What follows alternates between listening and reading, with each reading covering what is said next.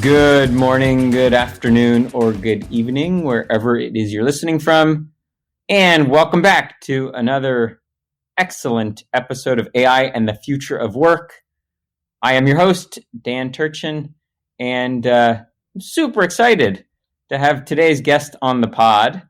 Joining me today live. Most of these we do remote, but today me and my guests are sitting eyeball to eyeball. I'm here with my friend Reza Nazeman, who is the CIO of SAP Concur, has been a multiple-time CIO and has so many interesting stories to share with us today. With that, let me kick it off and let you hear from the master himself. Reza, welcome to the podcast. Thank you very much, Dan. Thank you for the warm introduction. I know you have raised the bar really high, and I have to see how I can basically meet that. But I have no concerns. Let's start off just by sharing with the audience a little bit more about your background. Yeah, so I don't know where to start really, but I've been quite international my entire life, not only on the professional side, but also privately. Spent most of my life in Germany and traveled quite a bit. I was working on nearly every continent. And for the last 7 years, I've been living in the US, but always had global roles. Family, four, wife, 2 daughters, teenagers, fun time. And love comparing cultures. I love connecting cultures, like connecting dots. And as you said, done a lot of work on the CIO space operationally, but also been on the other side of the fence, having CIOs as customers. I was running a CIO advisory practice for KPMG. So that was also fun. And I just enjoy switching sides so I don't get too stuck on one end. I think there are a lot of myths about exactly what a CIO does. You've been one for a lot of your professional career. Yeah. Tell our listeners, what's a day in your life look like? Well, CIO, as many of my peers have already heard, also stands for other things like Chief Information Officer. It could be the career is over, right? That's one way to describe it. Or sometimes you hear Chief Invisible Officer, basically CIOs who just are not visible to the teams.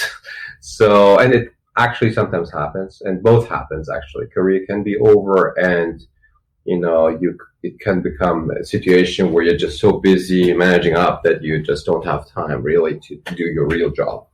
But this is basically, taking it from a negative standpoint, right? Give it a positive spin. And I saw that, and I really tried to avoid these 2 pitfalls in my career.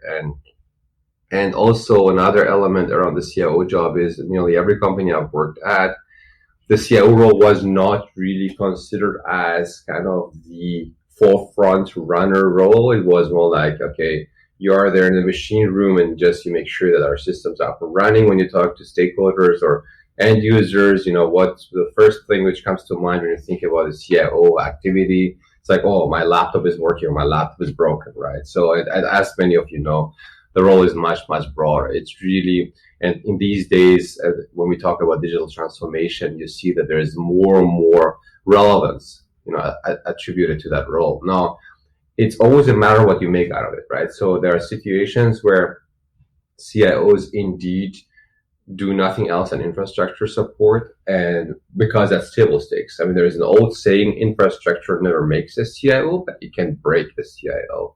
So that's certainly true. Table stakes, you need to make that well before you earn the right to grow and to expand your area of accountability, right? But if, another, I don't want to put too much wisdom here into the podcast, but another stats around CIOs is that the usual lifetime is 2 to 5 years. And why is that? Because, there's pressure, there's lots of accountabilities, there's lots of dependencies on systems, and there is high expectations. And then if you don't take enough risks, then you don't move really the needle. So you have to basically find the right balance there. So obviously there's also you run easily into a situation where you are blamed for things which are basically not working, right? So you have that element as well. But overall, it's a very broad role.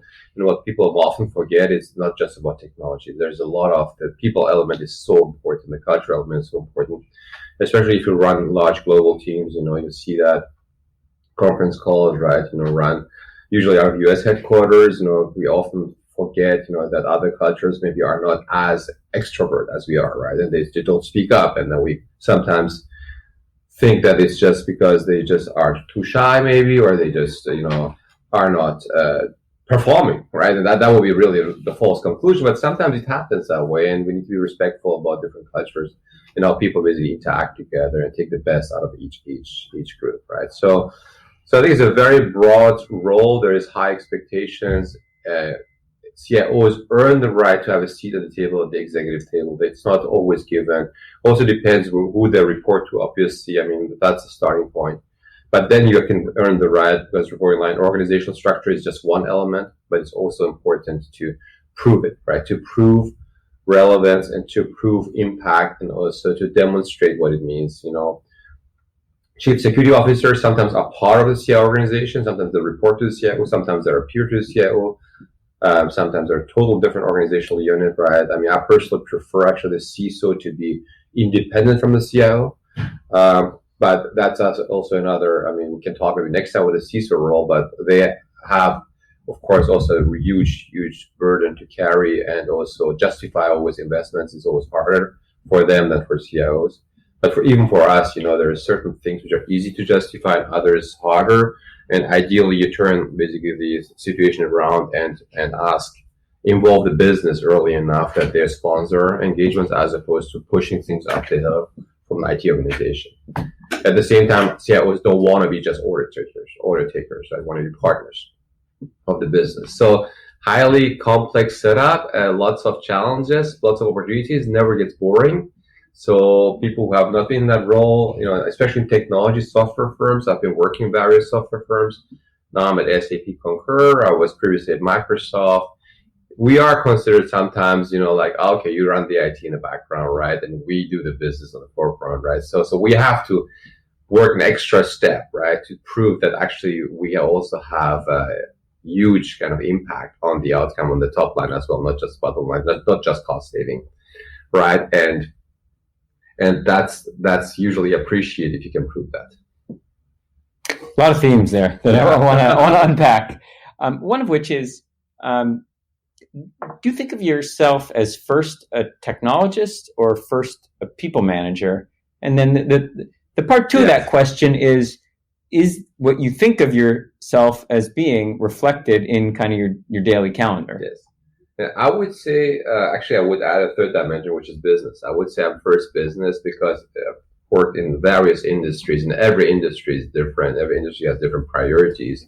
I mean, starting with also like, the gross margin, right? You have, work for a software company, obviously you're almost like spoiled, right? For example, Microsoft, right? So you have more means, more flexibility, right? But I've also worked in, really low margin businesses where every dollar really matters, right? There, of course, you have to be much more cost conscious about the investments you make. You need to be much more thoroughly thinking through what it takes, right? To really question everything we do in IT, whether that's necessary to drive the business forward or not. And sometimes, IT departments become kind of self-sufficient, self-containing. We just have meetings and conference calls and, important, projects to run, and we lose sometimes sight of the connection to the business outcome, right? So I would say that's first. And second, I would say it's certainly people, because people matter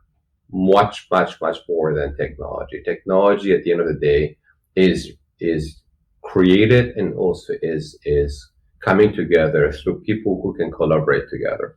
So if the people component doesn't work, nothing works in technology, right? And I've talked to many business stakeholders in my previous lives who assumed, well, you just start IT, you just finish a project, and then we don't need IT anymore. Well, that doesn't work that way as well, because no matter to which extent we automate, there is still people component necessary. And actually by automation, all we do is that we increase this level of sophistication, also the intellectual kind of opportunities for our engineers as and move away from routine tasks and manual tasks from the desk, so they can focus on much more exciting jobs, right? So all up actually makes so much sense. And I would say people first, technology next. I've seen different CIOs thrive externally, kind of as an evangelist for the business. Yes. And others thrive internally as, kind of a leader of internal technology initiatives. Where do you thrive? Here again, I would see a third component, which is end customer. So what I've done at Microsoft, for example, I tried really to split the time. I didn't kind of took really note on exactly how many hours I spent in each area, but I tried to spend about 20% of my time with end customers, and that was a very, very good engagement with our solution teams out there with the customers, because the customers, CIOs were interested in how we had implemented our own products, right? Within our own company. We called it the eat your own dog food exercise, right? And then if you take the other 80%, then I would say that, internally has always that connotation of overhead, or maybe not really needed, right? So I would say, I would differentiate there, and I would say that it's important to spend a lot of time with the business, and not just for myself, but also my leadership team, to understand where the priorities lie and how the business is evolving and where the dependencies are on IT. So we can do a good job then internally to implement that. And even the entire, I would say every individual in my IT team is working on increasing the business savviness. Because if you're just experts in our field and are, detached from what's really happening out there, what the customer pain points are to start with, and then how we're solving them with our products, then it will be really hard to match. I mean, there are some pictures on the internet where you see people building bridges and they don't, fit in the middle, right? That would be maybe an analogy which comes to mind when I think about this topic. So you joked earlier, CIO means career is over. Why is it that it's such a role with such a short shelf life? What is it that CIOs miss that don't stick around very long?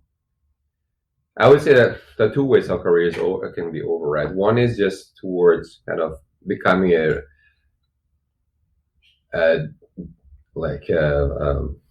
deadlock where you just can't advance your career anymore, right? So you have done maybe, good career in sales and marketing, right? And after a while, maybe your sales numbers are not as great anymore. And then the CEO looks at you and says, well, Reza, you did a great job. I don't want to lose you, but I don't see your future in sales anymore. So why don't you just do the CIO job? And I mean, to pick my name, but this situation actually had happened a lot of times in a number of companies I've been at, where senior leaders from the business side were just assigned the CIO job, or actually the head of HR, same thing, that role, because there were just, there was no more space for them on the business side or the sales marketing side in most cases, or product. That's one way, and that's that's it basically. So that's one way how you can associate careers over to a scenario. The other way is, of course, if you again do too many things at once, because as a CIO you just have.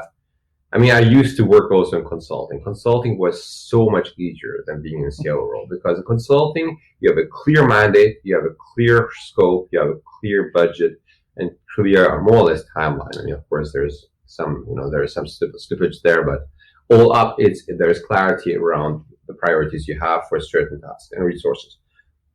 In IT, you don't have that. In IT, you have a broad spectrum of things you could do. You never have enough resources, and you never have enough time. So then you start the game, right? Then you start to prioritize, you start to assign resources, you try to run fast, you want to have quick wins, you don't want to kind of go into old style waterfall mode where things never arrive, right? And it's always promised and the can is kicked down the road all the time. So you want to have that notion, and what happens then is as you move sometimes to a spiral where you create momentum around certain things, you deliver outcomes, you deliver great project outcomes, and the people you deliver these projects or these outcomes to, they gain appetite and they want more, and you also want more, right? And then you it could be that you spin too many plates at the same time.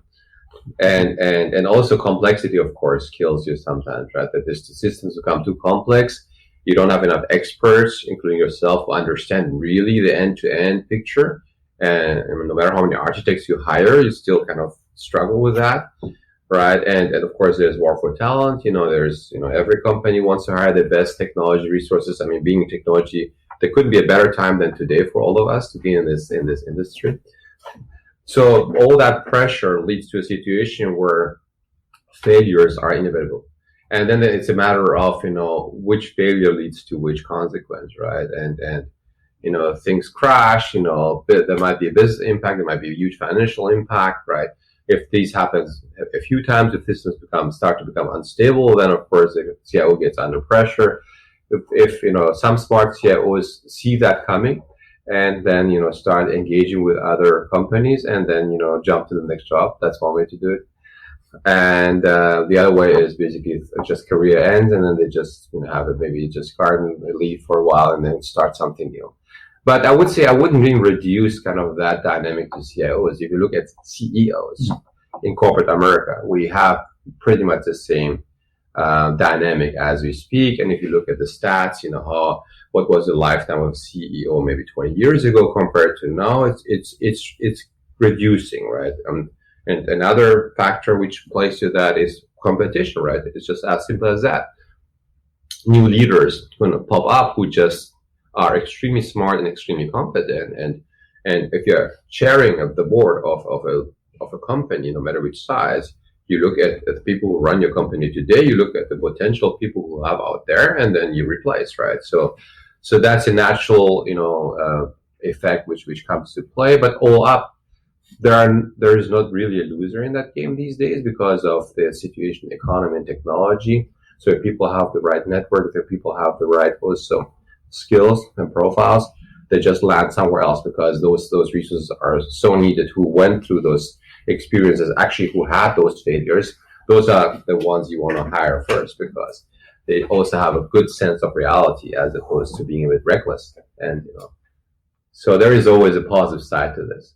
So you've already challenged the assumption that to be a great CIO, you first just have to love technology and be kind of a gadget head. We got a lot of listeners on the podcast who, let's say, are aspiring to be great CIOs. Yes. What in your career, roll back the clock, what are the skills that you've cultivated over the years that make you a great CIO? I would say a very important component around that is sheer leadership. So I have a lot of friends who are masters in technology and they're geniuses, right? But do not necessarily actually enjoy engaging with people. They are more introverts, right? Which is fine, right? But being on that end is of course harder then to step up into a leadership role because being a leader means you have to engage with people all the time, right? And you need to enjoy that because people feel that there's a resonance coming back and forth, right? That's one element. The other one is, of course, let's assume people love engaging with others. That's not the only criteria because then you need to earn the trust.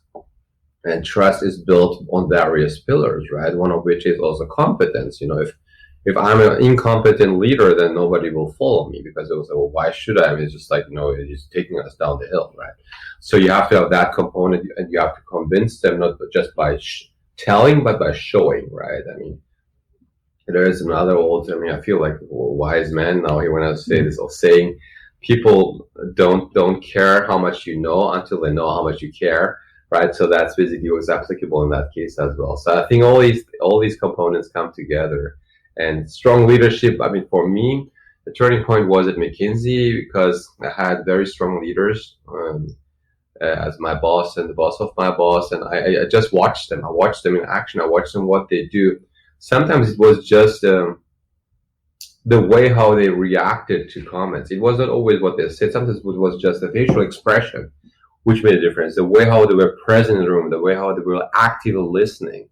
And these were all new elements to me. I was pretty young those days and I didn't study that at college.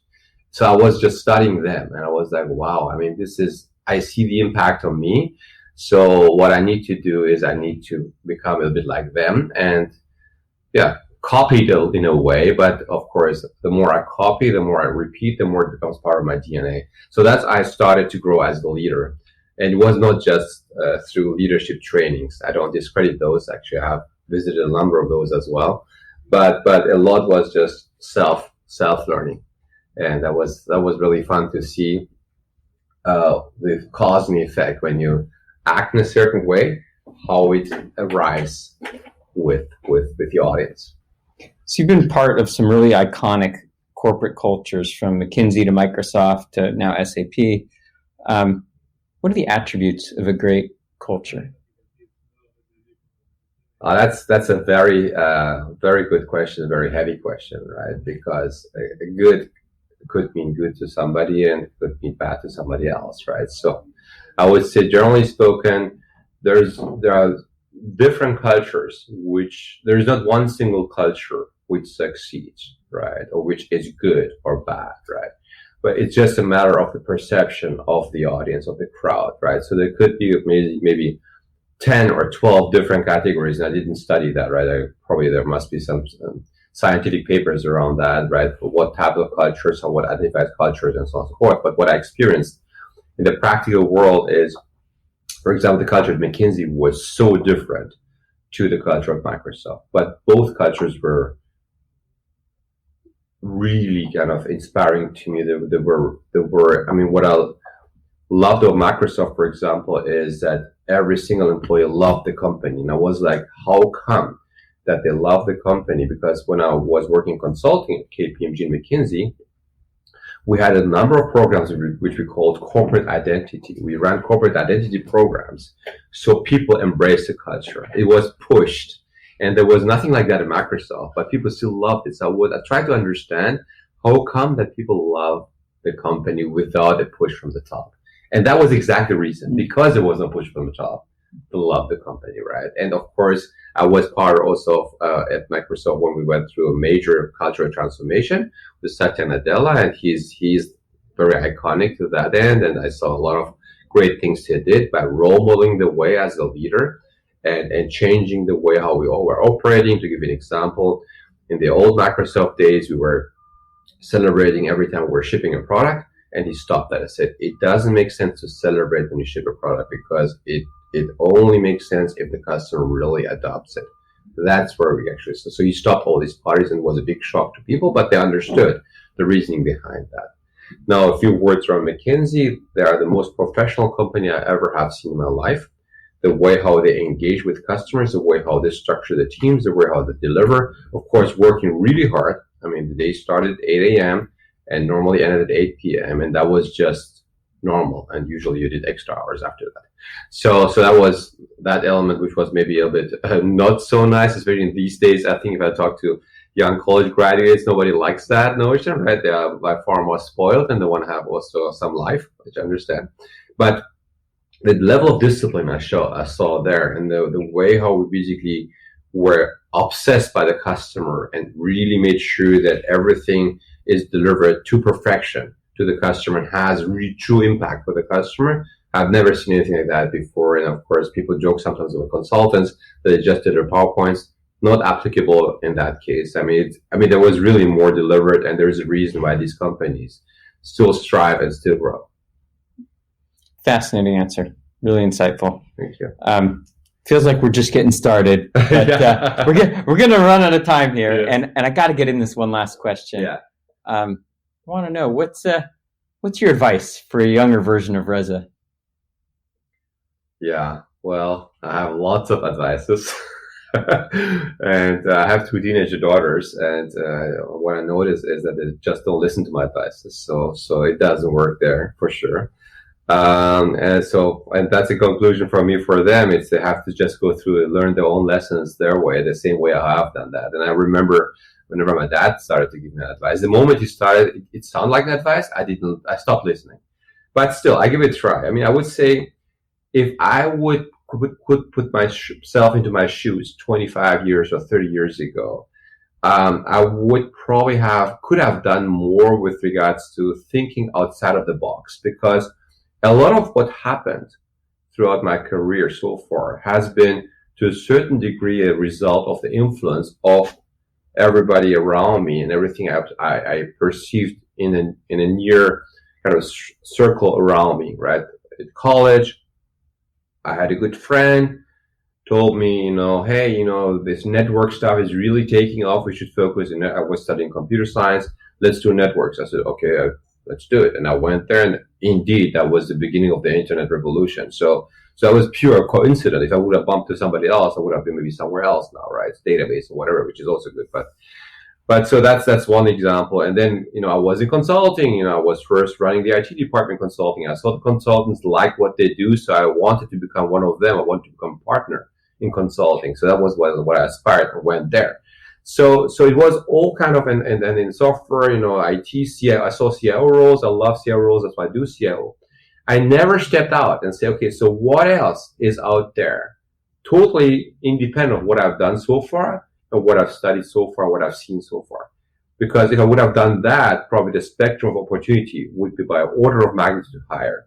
I don't want to sound dissatisfied. Everything went, knock on wood, quite well so far, but it would have been probably even more exciting journey just to explore the unknown and see where the journey takes you. Of course, there's a little risk element associated to that, and also it's outside of the comfort zone. But if I could convince my kids to try that, I would love to see where that takes them, and what the result will be there for them with regards to personal happiness. That's great advice. I'm going to go home and share some of that with my two daughters. With attribution, of course. Reza, we're about out of time. This has been great. Like I said, I feel like we're just getting started. Maybe you'll take me up on the offer. We'll come and do part 2 another time. Love to. Yes, thank you very much. Good stuff. You've been listening to another fascinating episode of AI and the Future of Work with today's great guest, Reza Nazeman, CIO of SAP Concur. I'm your host, Dan Turchin. Tune in next week for another great episode. Thank you for listening.